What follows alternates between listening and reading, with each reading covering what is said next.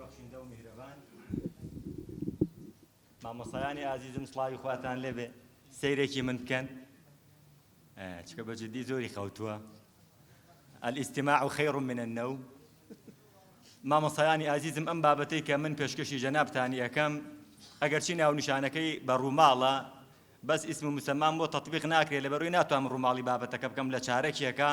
بەس لە بابی ما لا يدرك كله لا يترك جله لە بابەتەی ئوسوڵ الفقه هەوڵەیەم ئینشاءالله بابەتەکە پێشکەشکەین بابەتەکەمان لەم چوارتەوەرە پێگاتووە ئەم بابەتەی کە من پێشکەشی ئێوە یەکەم باوەڕتان هەبێ ئەتوانم بڵێم نای بڵێم خەواتر ئەملاها الواقع الأليم یعنی هەندێکیان لە مامۆستایەکی ئاینی لە مزگەوتێکا گوێم لێ بووە هەندێکیان لە مامۆستای زانکۆی خۆم هەندێکیان لە گەنجێکی خوێنگەرم هەندێک تێبینی و ملاحەزات لای خۆم کۆم کۆدونەتەوە لە دووتوی ئەم توێژینەوەیە پێشەشتان یەکەم ئەم توێژینەوەی من نزیکی 17 فەرمودەیە کردومە بە ئستیشهاد و نمونە بەڵام من تەنها لێرەیە ئاماژە بە چەند فەرمودەیەکیانەکەین و من دڵنیام ئەم بابەتەی من ئێوەش چەندین نمونە و فەرمودەتان لایە ئەگەر بکرێت لە ماوەیەکی کورتا پێشەشی بکەین مامۆستایانی ئازیزم حەز دەکەم ئاماژە بە شتێکی گرنگ بم ئێستا لێرەیە کە کۆنفرانسێک ئەکرێ بۆ بەرپرسێک ئەو کەناڵە فەزائیانە ئاسمانیەکان باشترین کەناڵی ئاسمانی ئەوەیە کە بۆ قسەکانی لە ڕووماڵی قسەکانی ئەو بەرپرسەیە ئەم سێتەوەرەی تیابێت ماذا قال كيف قال لماذا قال بۆ بەرپرسێک کە قسەیەکەکا بەرەن ڕووی تۆ سەوت و سوورەیە ئەم سێشتە گرنگ بێت ئەی بۆ فەرمودەی پێغەمبەری خوا صلی الله علیه و سلم هەروە هەوانتە بچین دەستکەین بە تەرجەمەی پێویست بەوە ناکا ئێمەش ئەم پرسیارانە لە فەرمودەکان بکەین یەکسەر پەنا نەبین بۆ تەرجەمە ماذا قال کە مەضمونی خطابەکەیە كيف قال كنظام خطابكيا لماذا قال كغائيات خطابكيا لو أنا أمنا ونشانة بلا تانا والسير به أمنا ونشانة بونوسيوا تكايا دزل قرن لخواننا يفرمودا تكفير منك أنا وشتم لإيضاح حذف كردوا بوي سرنجتان راكيشم شكويكي لإيشكاني إعلامية بيو يشبكاك بابتكاني سرن راكيش من بوكو نكتيك أم بيانية دكتور عثمان أو بابتي باسكر زۆرم بەلاوەسێر بوتم شۆ نەهات بێ بۆ ماڵی خۆمان و سەیری ئەم سڵایەتی منی کرد بێ ئەم شەو کە ئەمەم ئامادە ئەکرد ویستم لە خوارەوە ڕیاض الصالحینیش دابنێم بەرگە ڕیاض الصالحین بەس وتم بە قسە باسی یەکەم کەچی کتوم بێت مامۆستا ئەو بابەتەی فەرموو کە من ئەمەوێ مامۆستایانی ئازیزم ئەگەر متابعەی دەستنووسی زانایانی کۆم بکەین بنەماڵی زانیاران لە نێوان کتێبخانەکانیانە زۆربەی زۆریان بە درێژایی زەمن ڕیاض الصالحین هەبووە بەڵام لە نێوان مەلاکانە کەم مامۆستایانە کەم ڕیاض کتێبی صحیحی بوخاری و مسلم و ئەوانە هەبووە هەندێک جار لە خۆم پرسی تۆ بڵێ لەبەرەوە بێ گران بۆ سعرەکەی مجەڵەدات بووە نەخێر لەبەرەوە نەبووە لەبەر ئەوە بووە کە بەڕاستی صحیحی بوخاری و مسلم لەبەر گرنگکردنی لەبەرکردنی ئەوەندە گرنگ نییە ئەوەندەی کە لەگەڵ یا شەرحەکانە دەبێ ئەم قسەیەوە کە من لێم حەزف کردومە بەسم ئەوەیە تکا ئەکەم ئەوەنەی ئەچی بۆ کڕێنی صحیحی بوخاری تۆزێ پارەی بخەرە سەر فەتحول بارێکی بۆ بکڕە چکە بەجددی لە خۆمانەوە پەنابەرین بۆ ڕاوەکردنی حەدیث تەرجەمەکردنی ئێستا لە خلالی نمەکانە بۆتان دەرەکەوێ جارێکیان گەنجێکی خوێنگەرم زۆر عاشقی سوننەیە ڕەفیقێکی خۆشەویستی خۆمە لە مەعرەزێکا کتێبی سونە نەبی داودی کڕی وتی مامۆستا تەبعەکەی زۆر جوانە تەحقیقی زۆر جوان کراوە وتم پرسیارێک لەکەم عاجز نابی وتی بە تەلەبەکان زۆربەیم لەبەر کردووە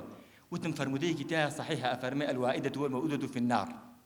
درێژە فەرمودەکە و کۆتاییەکەیەتی وتم باشە ئەوەی زیندە بەچاڵەکە ئەکا بچێتە دۆزەخ بەس ئەوەی کە زیندە بەچاڵ کراوە بۆ بچێتە دۆزەخ وتم بۆم ڕافەکە پێی ڕافە نەکرا مەبەستم ئەوەیە تکا ئەکەم سونەنی ئەبی داود پێویستی بە شەرح هەیە کڕینی ئەم کتێبانە بەڕاستی چەندێک گرنگە شەرحەکانیان چوار ئەوەندە گرنگە لێرەیە دەسەکەین بە نمونەکان بە سەریعی بەشی یەکەم گرنگیدان بە فەرمودەکان لە ڕووی زمانەوانیەوە تو خوایە گەر بە سەریعی جارێکیان پیاوێک تووڕە بوو لە ژنەکەی ئەیوت وەڵڵی ئەم ژن پیا و شێتەکە هەر بەگاڵتە نییە خوای پێغەمبەری خواستم بەفەرمێ النساء لا يحشرن یەکەم قسەی تەفسیرێکی سەرزارەکی بۆ بکەین ئافرەت حەشر ناکرێت بەڵام ئایا لێرە ئەم حەشر بەمانای حەشری قیامەتە لێرەیە یحشرن ئەبێ ئەوەی لێ وەربگرین کە ناچنە غەزا و جیهاد لەبەرەوە هەر سەرپێیی تەرجەمە بکرێت زۆر خەتەرە یان ئەو فەرمودەی دووەم سەیرکەن أن النبي صلى الله عليه وسلم أتى قومه فأضلهم أخرج السلبي بكي بكردي والله خطر أم فربودية فأضلهم ما دي ضل ثلاثي مجرد وفرقي هي بو مزيد فيه معناه أقوره آية فأضلهم يعني شيء وجدهم ضلالا كلا شراح حديث النهاية غريب حديث وأناتهم بس ما ويا سربي ترجمة معنا كين زور خطرة برادر أبو بروفيسور محمد حسن هيتو لا يكيك لزانا قورا كان الله هم جارك أشين بونوش تقوي كي لقى خوي بربونوش وتبلو أنا للرجاء بو خو باراستن ببوي هلا يجري تو بس كمتابعة كم سيرة كم بو هلا قلت أما حديثك رو بلقى إذا سمعتم الإقامة فامشوا إلى الصلاة وعليكم بالسكينة والوقار ولا تسرعوا شديك بوكا فقد أنا وإزاني وتشقويا يعني بشديه معناك أقوري بالمناسبة لنا وكردواري خو معنا إما لين وقار كلمي فصيح قرآن كلا يكجار لقرآن هات وبفتحية أوش توظي بنا راسي لين وقار إنسانك يخاون وقارة ما لكم لا ترجون لله وقارة بفتحي واوكيا أو السبب كي من فهم وايا قرانكي ناظم غزالية شيء حيرتني بشيء وهو وقار بغلط بجوتيتي فصحاي قرآني وهو وقار أجل لي ريا سكينكي أم سكينة كآرامي ولا سرخوية أم بتشقولك يا وتبون وشقولك الخويا الله قري ما مصايك توض شهرزاي كم بو أمشجاري برادرك يكرهوا إنساني مسلمان أبي تحملي مينتي خلقي بكاد براسي أبي وكو لوكا وابد كبردي تجرين أمان نينا تبقى تو مس شيء أنا بلقى أم فرمودية المؤمن كيس قطن أما تصحيف بوا توش جا هندي مخطوطات معناها هندي غلطي تياف غلطي مطبعية كابرا المؤمن كيس فاطن الناس من الدرجة حديثة كان فريا وانا كبين ورا كيس فاطن مسلمانك زيرك وعاقل بتشيلك بيتوا كيس قطن مسلمان فرد لوكية وتحملي مينتي خلقية كاو بالبرساري أوشتاني أنجا برزان هنديك جار أما علاقة بونية كسيك نشارزايا جاري واجه شارزايك أمن من أنا من درددلن وبعضك أنا بينيوا بويا نسيمو إساءات وتورم لتحقيق مخطوطات وكو إسانية هم نسينا سبيسي هبه مخطوطات نسينا كان يعني تكلبوا يكيك تلبي ماستر به الله تحقيق حديثكم قولكم كل كتابي معاملاته أم قول ما تبرشاو ويحرم بيع برمبلول ببرمبلول الله هرشي كتابي قاموس بو قرام شرحي أم كتابة قرام بو خاطري إخوة هيك مدزنكو دواي تانيك مال علماء وتنباش معقولة إيش شارح شيء أويك كلمة غريب لما تنكاها بين رافي بوبكا معقولة ما رافي بو نكراوة دواي شو مولاي ما مصايب برسيار مكروتي بقربان أو نسينا تو بيوز بشرح ناكا بيكي بو قاموسي بو بقري أو لو يا أوابو بس تو سبيسنا ياوته ويحرم بيع بر مبلول ببر مبلول قنميتر بقنميتر ربايتي يا وايا دي أم بحكمي كنسينا كي الكاوة زور جاري ولا الكاني نسيناكا معناه كي لأري وأبي بنري لعفو وأبي بإعدام لمدح وأبي بذم أما يخالي آخر يعني لمسلايتي يا كما باورت أنا بيت بيش بيستو يكسر لمو بيش بو ولم قاعيا جماعتكم لقلان أمادي أو موضوع بنا ولا يخوم نسيوما ما مصايك تاني يا لكتب برزردكان أيوة كتب برزردكان بتعبد حاشي باجوري قصي زورنا معقوليتيا هذه ما مصايك يعني منكو كامية لهندي كتبها همانة لشروط إمامية أجر هردو كان وكو يجوابون بقي قرآن لبربو ديدي أفرمي بحسن سيرتي أويان سيري باشتربو وبيجك كبي لهندي كتبها حسنك لابرا وكراو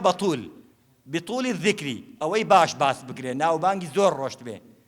أم كاكا برزا ما مصايزان كويا نايكم بكردي بتشيلك يا أبويا بفتح الذاء والكافي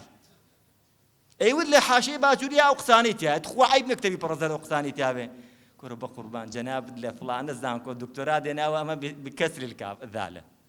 أما حالتانا براسي هنديك جاري يعني الرياوة باورتانا بخوم لو تارا دانشتم ما مصاي ود جارك يعني والله زور باش تاني ناس بس من ناو ناينم أيود والله تلبي علم أو أنا خواي پروردگار خوش يوه تنانت مارو ميرو دريا كانش دعاء بوكن حتى الحيتان في البحر بفتحي حاكا كحيتانا متانا زانن بشي دوام بسريعي كم الله فرموديه تنها أما ينالهم بو يدرج بمنام تشكو بابتي كتابة ترخان كراو بو أسباب ورود الحديث يعني أم حديثة أقرب مطلقي ليكي بينوا هر کسی لقبکی کنیکی ابو القاسم به زور خطره چون پیغمبری خاصه منهی لیکا بلام کلا اسباب ورود حدیثك ورد بينوا اما بو كاتو زمانك تايبد بوا حتى او صحابيه كامي كردونيتي خير بوا عاشقی پێغەمبەری خوا بە ساسڵ هیوایەتی بۆ تەقلیدی کە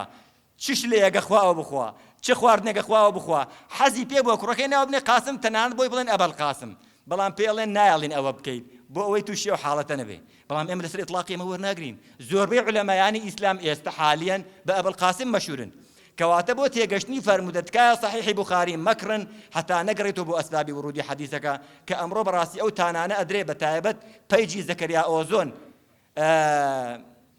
إنقاذ الأمة من فقه الأئمة هەش کتێبە کە دایناوە بۆ تەرخانکردن بۆ پەرپەشدانەوەی فقهی ئیسلامی